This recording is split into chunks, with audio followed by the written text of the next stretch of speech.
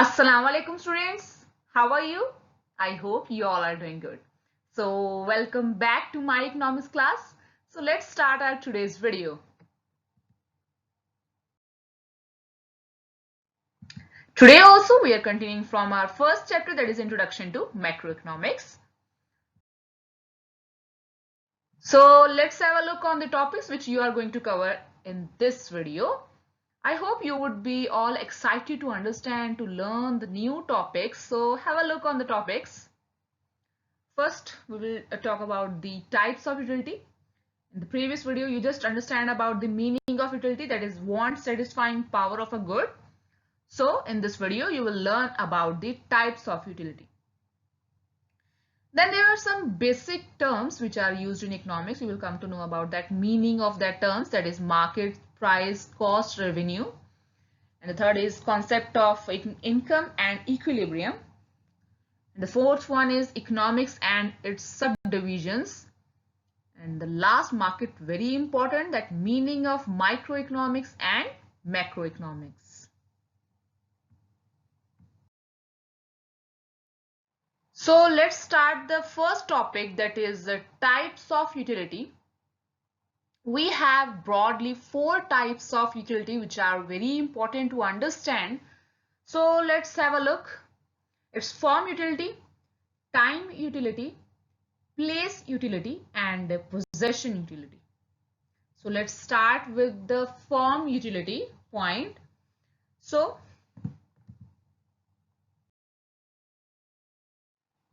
let's start with the first point, that is form utility. It is an economic concept that identifies the value obtained by the consumer from product designed in the most convenient way for them. Like it creates the usage by designing the product in such a way that it can complete the demand of the consumer. So it is the idea that a product or service is more valuable for the consumer. So basically, what form utility involves? It involves a transformation, the change of raw material into finished goods. So that companies that sell product and produce form utility normally don't just sell component by itself. They assemble and process these components, chemical or elements to develop product that are specifically meant to complete the requirement of the consumer. So have a look. Suppose I want clothes, some clothes. Okay. So the raw material is here. This raw material cannot, fulfill my want. So what the producer do? They transform these raw material into the finished goods so that finished goods can, complete my demand.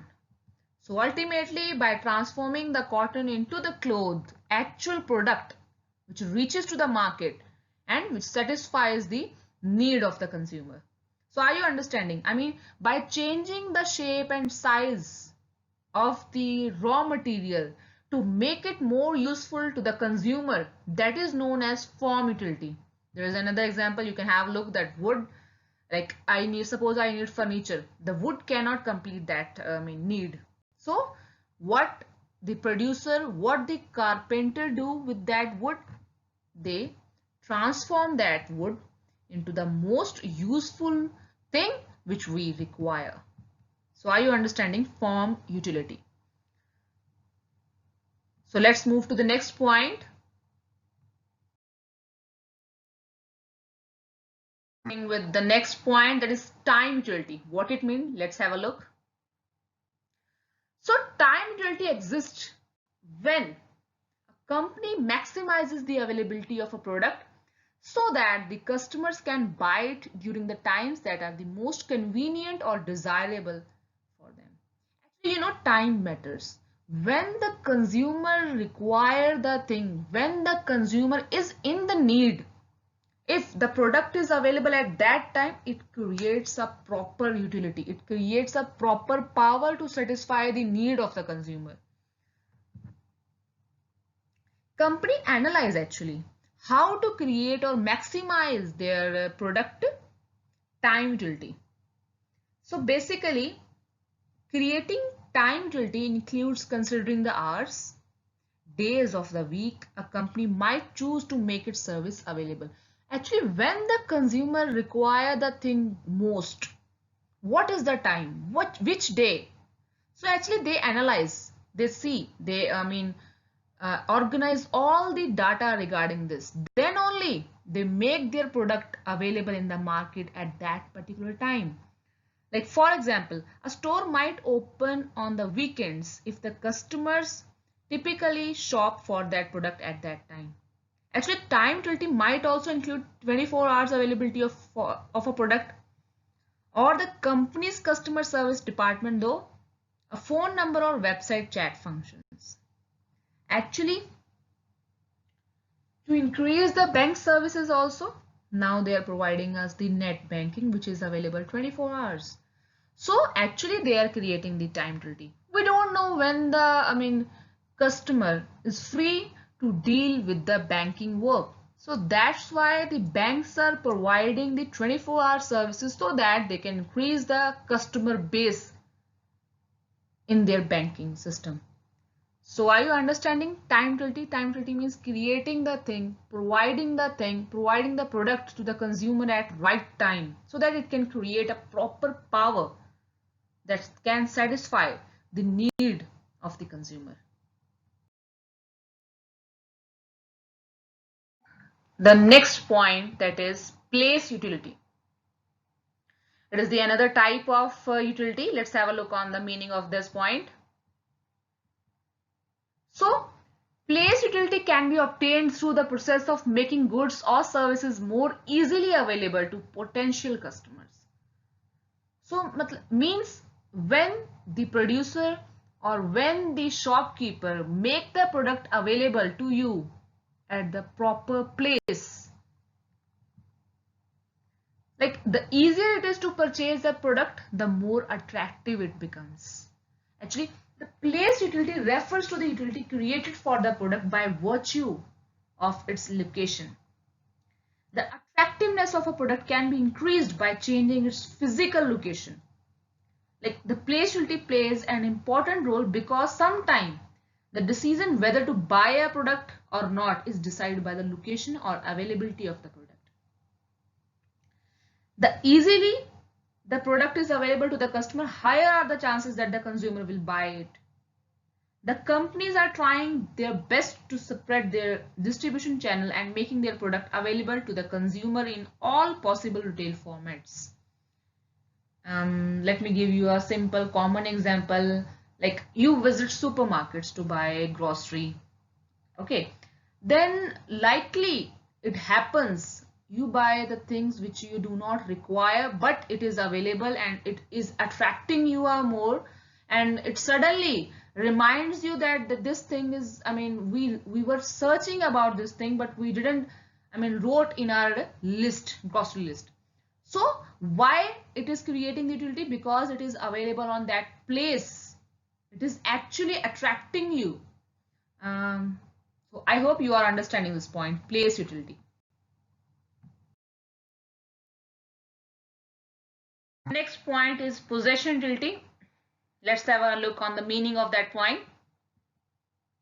So possession utility describes the benefit that can be derived from owning and using a specific product.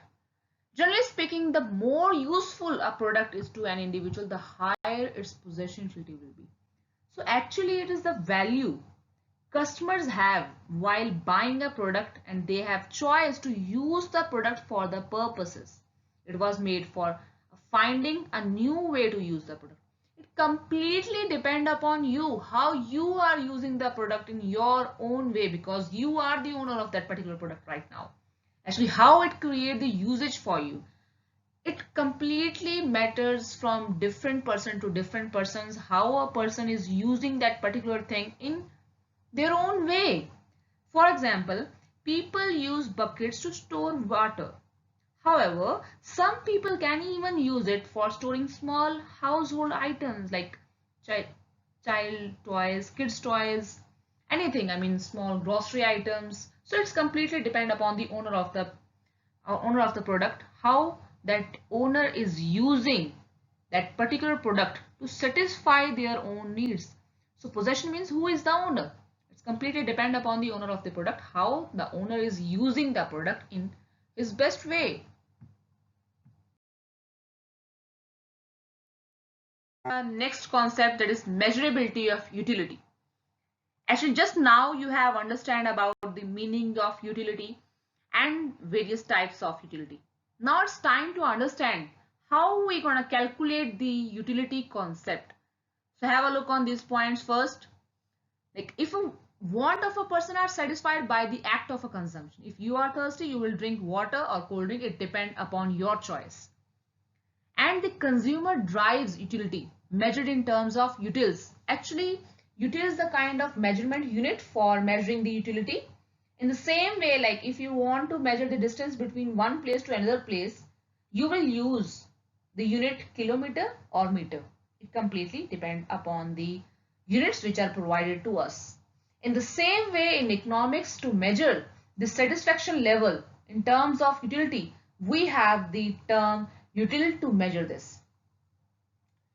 I mean, you would be very excited to understand this term. I mean, this is a very important concept to understand, and we have a detailed explanation about this concept in the next chapter. For time being now, you just have to understand that the utility concept is measured in terms of util. Satisfaction can be measured in terms of util.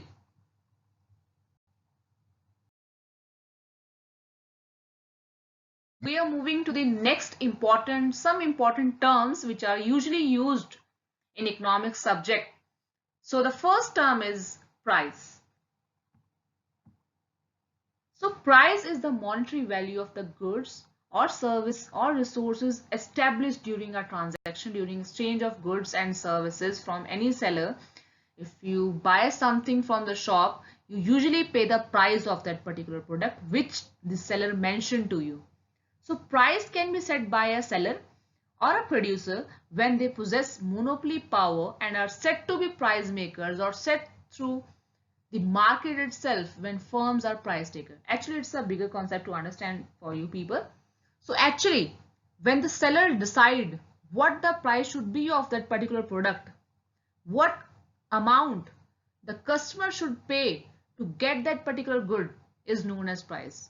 I hope you are understanding. It's a very common term which we used in our daily life. So price is the amount which you pay to the product, to the seller for the product you are going to buy. So the next important term is market. So what is the meaning of market? Have a look on these points. I have mentioned clearly here that a market is a place where two parties can gather to facilitate the exchange of goods and services. I hope you are understanding which are the two parties. The parties involve buyers and seller. Obviously, these two parties can complete the requirement of any market. Okay, so the market may be physical like a retail outlet where people meet face to face, or virtual like an online market where there is no direct physical contact between buyer and seller, but still the transaction happens. So here are some pictures like Facebook, Twitter or Chrome or Amazon or Flipkart, Myntra. These are some online platforms through which you can buy any product, and it's also known as market. Although it's not, I mean, we are not meeting the seller face to face, but it's a virtual transaction through which buyer and seller come to contact for buying and selling of the goods. So are you understanding market?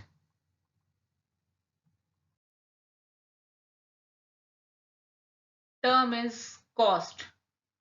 So what is cost? In production, research, retail, accounting, a cost is the value of money that has been used up to produce something or deliver a service. So in other words, in simple words, if I want to explain you what is cost, so cost means the amount which is used by the producer to produce goods and services. Whatever the material is used by the producer to make the product, the amount which is incurred for making the product is known as cost.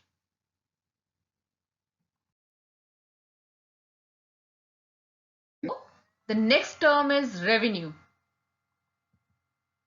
So the amount of money that a producer receives in exchange for the sale proceed is known as revenue. Here I want to clear you that revenue looks also like income, but you should not confuse yourself with the word revenue and profit. Revenue simply means the amount received by the seller by selling the product. It does not exclude the amount of cost which is incurred to the seller while making the product. Like I just gave you the example, like for example, if a company gets 16,000 from sale of 100 chairs, then the amount of 16,000 is known as revenue. Let's suppose the company incurred rupees 10,000 for making the 100 chairs. Then the cost would be 10,000. The revenue is 16,000 and the profit will be the difference between the revenue and cost, that is 16,000 minus 10,000, that is 6,000 would be the profit.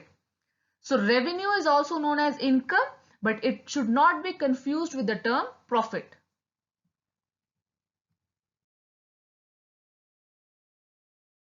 The next term is equilibrium, and it is very important concept. Students, mark this point because we are going to use this term in many chapters. So listen carefully the meaning of equilibrium. So equilibrium is a position from which there is no net tendency to move. Its absence is referred to as disequilibrium. Suppose a consumer equilibrium occurs when he gets maximum satisfaction from the product he is using. So basically equilibrium is a situation where there is no such position to change from that particular position. In many times you would have think that how the price is decided in the market. It can be answered in economics, like the demand and supply of the product actually decide the price of the product in the market. This is known as equilibrium. When demand is equal to the supply, at what price it is equal, that price is known as equilibrium price. So are you understanding? Equilibrium means situation where two components are equal. And suppose if the demand and supply of the product is equal in any economy, then there would be no situation of inflation. But it does not happen. Like for example, there is a hike in the price of onion right now. Why so? Because the supply of onion is short, but the demand is as usual high.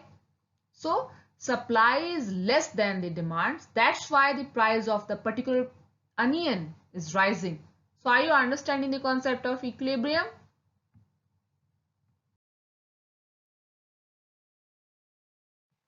The next concept is concept of income. So there are basically two types of income. So first I would like to explain what is income. So income represents the amount of monetary or other returns either earned or unearned, small or big, acquiring over a period of time to an economic unit. Whatever you receive from doing any business, that is known as income. So here are two types of income in economics to understand. The first one is nominal. Whatever the amount you are receiving in terms of money is known as nominal. Let me give you one simple example. Suppose you are getting a pocket money of rupees 100. Okay. So 100 is your nominal income, kind of. Okay. So suppose you used to buy pens from a shop. The cost of the price of the pen is suppose 10. And how many pen you can get? Yes, 10 pence out of rupees 100 of your income. And now I'm going to talk about the real income. What is real income? The next point is what is real income? So real income is the amount of goods that can be purchased with the money as income. It is a purchasing power of money, of income, which is based on rate of inflation. So basically, suppose again after suppose 6 months, still you are getting the 100 rupees pocket money. It is known as nominal income, but real income would be different, because due to inflation, due to a rise in the prices of the pen, suppose the pen is now for 12 rupees available in the market. So how many pen you can get from rupees 100? Almost approximately 8. So there is a difference. Here is a difference between nominal income and real income. Nominal income means whatever you are receiving in form of money is known as nominal. But real income tells you about the purchasing, how much you can purchase from that particular income. By relating that income with the inflation, still you are getting the 100 rupees after 6 months also, but you are purchasing the thing less than before you 6 months you used to purchase. Before 6 months you used to purchase 10 pens out of rupees 100. But now after the inflation occurs, the price of the pen increases to 12. Now you can only purchase 8 pens. So this is the difference between nominal and real. Real income tells you about the inflation, the rise in the prices. Let's move to the next point, next concept, that is economics and its subdivisions. So one by one we will understand. The first point is consumption. Like human wants coming under consumption is the starting point of economic activity. In this section, the characteristics of human want based on the behavior of the consumer. So basically, what the consumer actually want is come under the point consumption. This is the first thing which create the utility for every other things, for the production also. If a consumer wants something, then only the producer can think about producing a product for the consumer, and then only the producer can earn. So this is the very first point which creates the economic activity, which creates a way to earn the money for the producers also. So the next point is production. If there is consumption, if there is something which the consumer wants, then only the producer will produce. So production is the process of transformation of input into output. This division covers the characteristics and role of the factors of production, namely land, labor, capital, and entrepreneur, and also the relationship between input and output.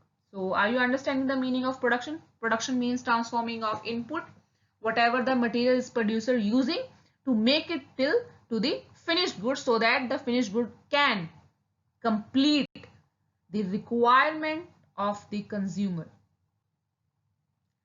Okay, now first we have read the point consumption. I mean, the consumer wants something, then the producer produce the goods to complete the demand of the consumer. But how this will reach to the consumer? The next point is exchange.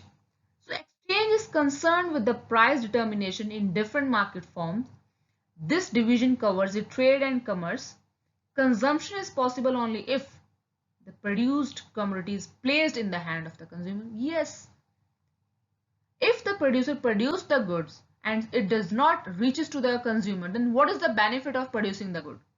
So we need exchange. How can we exchange the good?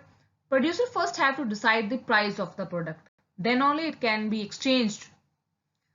So the next point is how this product will reach to the consumer, that is distribution. So production is the result of the coordination of factor of production. Since a commodity is produced with the efforts of land, labor, capital, entrepreneur, the produced wealth has to be distributed among the cooperative factors. So the reward for the factor of production is studied in this division under rent, wages, interest, and profit. So distribution studies about the pricing of the factor of production. So let me make it clear. Land, labor, capital, entrepreneurs are the factor of production which is used to make the production. So, in return of land, if the producer is using the land for rent purposes, then the producer have to pay rent. Labor, for labor, the producer have to pay the wages. For capital, the amount which is invested in the business, the owner will get the interest on that, and entrepreneur organization will get the profit. So in this way, the amount of profit will be distributed amongst these four factors of production.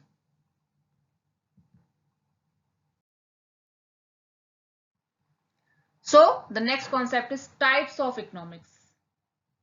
Here are the types of economics.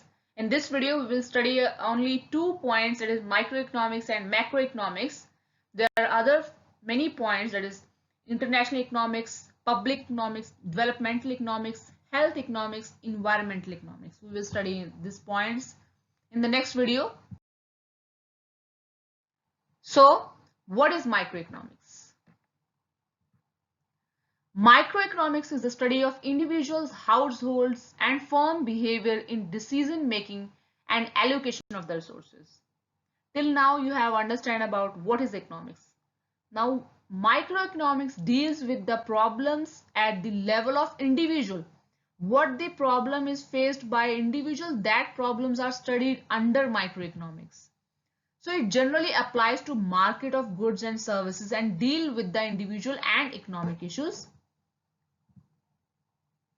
Microeconomics study deals with what choice and how their decision affect the goods and market by affecting the price, that is supply and demand. Just now I have explained you what is supply and what is demand. So microeconomics studies these points. What type of problem is faced by the consumer? What type of problem is faced by the producer at their level? So that concept is studied under microeconomics. Then what is macroeconomics? Macroeconomics is the branch of economics that studies the behavior and performance of an economy as a whole. Just now you have understood what is the meaning of microeconomics and what is macroeconomics.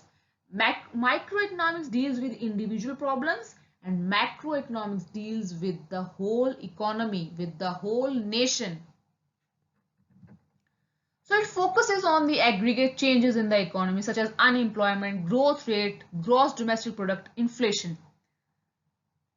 So basically microeconomics deals with the individual problems like inflation, deflation, price changes. But macroeconomics deals with the big issues, that is unemployment, growth rate, etc. Now it's time for you people to note down the assignment questions which you have to complete on time. So here are the assignment questions. The first one is explain the types of utility. Explain the following terms, that is market, price, revenue, cost. The third question is what are the subdivisions of economics? The fourth question is differentiate between microeconomics and macroeconomics. So here's the end of the video. I hope you would understand the concept clearly. Thank you students. Assalamu alaikum. Take care.